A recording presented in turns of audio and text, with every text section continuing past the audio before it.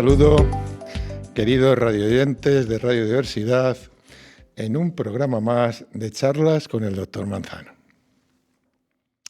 Hoy vamos a dedicar el programa a dos adicciones comportamentales muy de nuestros días. La primera que voy a dedicar es la adicción al ejercicio y la segunda, una revisión de la adicción a Internet. Vamos a comenzar con la adicción al ejercicio.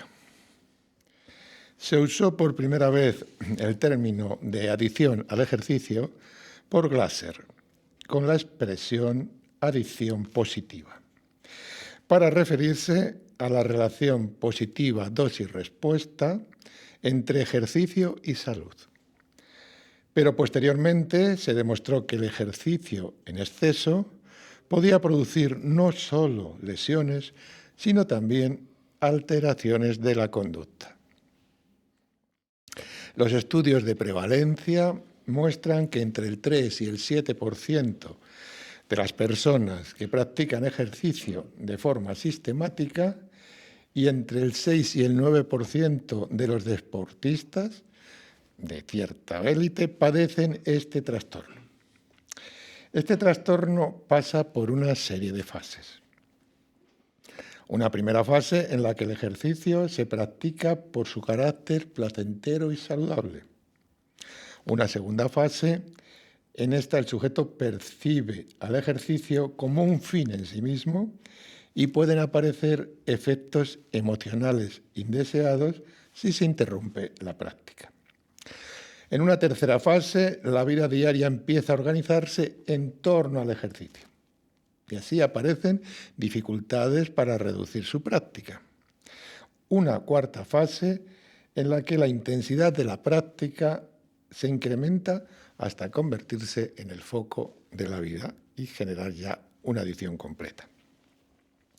Entre las características más frecuentes entre las personas que padecen esta adicción están la necesidad constante de hacer ejercicio.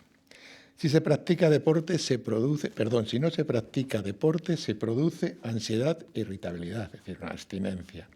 Hay necesidad de incrementar la frecuencia e intensidad del ejercicio que se realiza, habituación. Una falta de control en torno al deseo de hacer ejercicio, pérdida de la voluntad. Reducción de otras actividades de la vida habitual por la realización del ejercicio. Continuidad de la práctica del ejercicio pese a la presencia de una lesión o una enfermedad. Y por último, una cantidad de tiempo excesiva invertida en la práctica del ejercicio. Las explicaciones para la aparición de este tipo de conducta adictiva están en dos ámbitos, el biológico y el psicológico. Vamos a pasar ahora a verlos detenidamente. En el plano biológico, la producción de endorfinas durante el ejercicio y la participación del sistema endocannabinoide.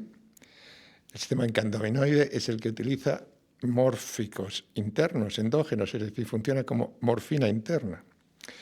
Y entonces genera un gran placer cuando este sistema libera estos productos. Y por tanto, de esta forma, puede jugar un papel en la adicción al ejercicio.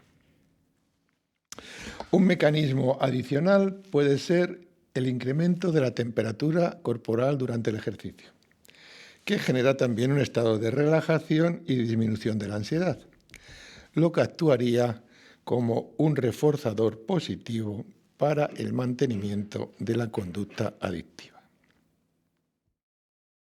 En el plano psicológico, la hipótesis de valoración cognitiva plantea que la iniciación a esta adicción comenzaría por utilizar el ejercicio como un medio de enfrentarse al estrés. Por otro lado, la hipótesis de la regulación afectiva propone que el ejercicio ayuda a la regulación afectiva positiva, disminuyendo a su vez los estados negativos como ansiedad e irritabilidad. En cuanto a rasgos de la personalidad relacionados con esta adicción, parece que influyen los siguientes: el neuroticismo, básicamente la ansiedad, la extroversión y la responsabilidad. Recientemente se ha identificado que los rasgos obsesivos compulsivos de alto neuroticismo y baja amabilidad son característicos de las personas dependientes al ejercicio físico. Las consecuencias negativas de esta adicción son importantes, muy importantes. Desde las lesiones puramente físicas, en mujeres, por ejemplo, se da la tríada del atleta, con pérdida de peso, amenorrea y osteoporosis, junto a un aislamiento social y con frecuencia síntomas de baja autoestima, de ansiedad y de desánimo. El tratamiento de esta adicción básicamente es psicológico y básicamente con una técnica de tipo cognitivo-conductual, siendo el primer objetivo ayudar a las pacientes o a los pacientes a un cambio de actitud con respecto al ejercicio, abordando las creencias y comportamientos que le han llevado a la situación de dependencia, reconociendo su problema. Como recomendaciones generales que pueden ayudar están las siguientes: escribir en un diario las rutinas del ejercicio y actividades sociales, para tomar conciencia del aumento de la primera en detrimento de la segunda. Es decir, cuanto más tiempo dedicamos al ejercicio y lo vemos en un cuaderno, vemos que menos tiempo tenemos para la actividad social. Es útil cambiar también a formas de ejercicio más moderado o disminuir la cantidad del actual. Y a veces es necesario parar por un tiempo para ganar control sobre el deseo del ejercicio. Y en última instancia, se debe evitar acudir al gimnasio todos los días y permitir que el cuerpo se recupere. Siempre hablamos de las personas con esta adicción al ejercicio.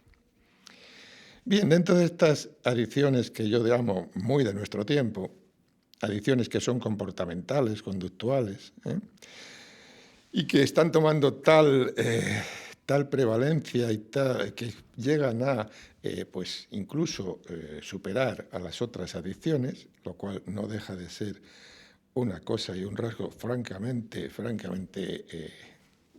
preocupante, diríamos, ¿no? Bien, entonces en las adicciones tecnológicas vamos a referirnos hoy a la adicción a la Internet, y en general las adicciones tecnológicas son una dependencia a las nuevas herramientas tecnológicas, como es lógico. Y en este caso, que voy a decir hoy, a Internet. A nivel conductual, cualquier comportamiento que cumpla los siguientes 6 criterios se considera una adicción. Primero, la saliencia, que es la capacidad de relacionar las funciones cerebrales de integración que permiten seleccionar diferentes estímulos, centrando la atención en la información que más interesa. Esa es, como digo, la saliencia. En segundo lugar, la conducta adictiva se convierte en lo más importante en la vida del sujeto, de la persona adicta, y domina sus pensamientos, sus sentimientos y sus conductas. En tercer lugar, la tolerancia, por la cual se requiere aumentar la cantidad de actividad o dosis que se requiere para lograr el mismo efecto. Y en cuarto lugar, el síndrome de abstinencia. La deprivación de la conducta adictiva supone efectos muy desagradables para el sujeto. En quinto lugar, el conflicto o conflictos que se desarrollan en la persona adicta, o mejor dicho, entre la persona adicta y aquellos que le rodean, básicamente la familia, en el trabajo, o incluso con él mismo, en una relación unívoca. Y en sexto lugar, la recaída tras un periodo determinado de abstinencia. Estos criterios nos valen para cualquier adicción, comportamental o no comportamental. Se ha descrito que hay unos rasgos de personalidad que tienen más probabilidad de acabar en esta adicción a las nuevas tecnologías, que son muy parecidas, lógicamente, a las que he contado antes del ejercicio. Básicamente el narcisismo, la tendencia a la extraversión, el neuroticismo o ansiedad y la baja percepción del riesgo. Muy importante esta baja percepción del riesgo. Hay una serie de factores de riesgo para estas adicciones y así, por ejemplo, la edad. Los niños y adolescentes son las personas más vulnerables a este tipo de adicción a Internet.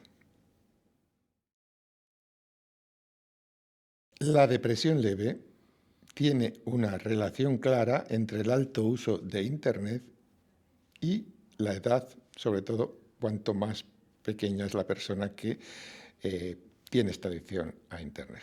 La accesibilidad es un factor importante, ya que prácticamente en una alta proporción de la población tiene acceso a Internet. La familia y los círculos sociales pues también tienen su influencia. Si los familiares o amigos pasan muchas horas navegando por la red, hacen un modelaje sobre la persona con riesgo de padecer la dependencia y sobre todo es mayor riesgo cuando hablamos de niños y adolescentes que cogen este modelo de los mayores que les rodean. Y esto los conocemos todos. Bien, las consecuencias de esta adicción, pues casi todas las adicciones tienen consecuencias muy parecidas.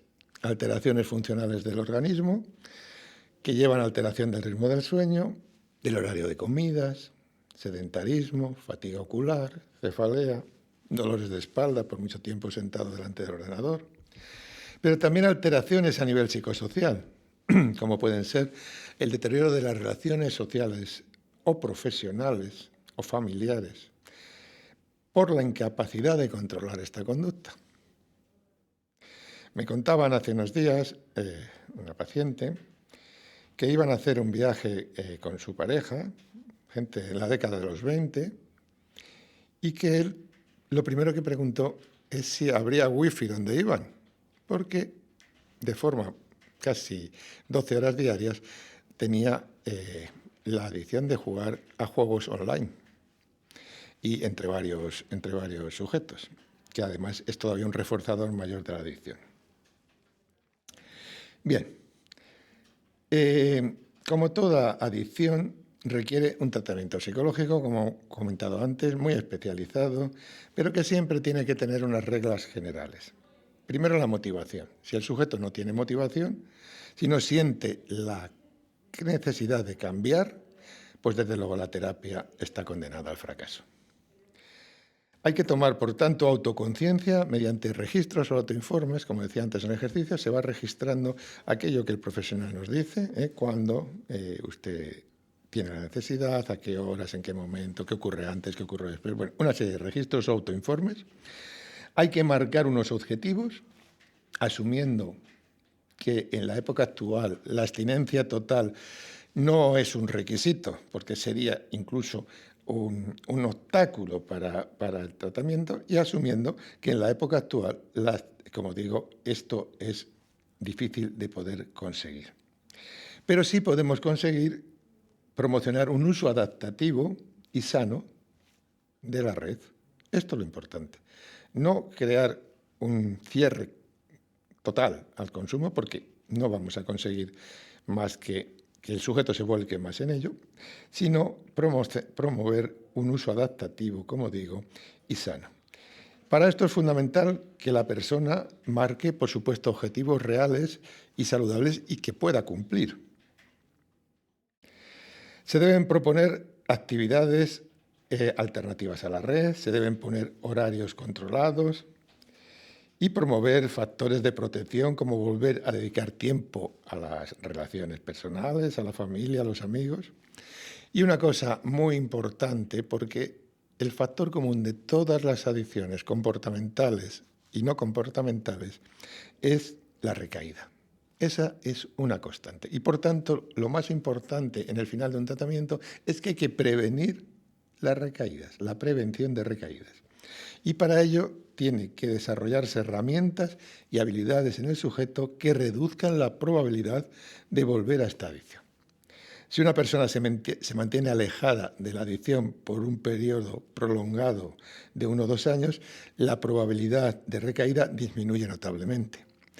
A medida que aumenta el periodo de abstinencia, el sujeto experimenta una percepción de control que aumenta la expectativa de éxito. O sea que tenemos dos planteamientos, o una adaptación a esta situación que puede ser útil bajo un control y tratamiento, o como algunas conductas cuando son muy patológicas, muy dañinas, muy morbosas para el paciente, hay que hacer una abstinencia completa y mantenerse en la abstinencia como de cualquier otra conducta adictiva.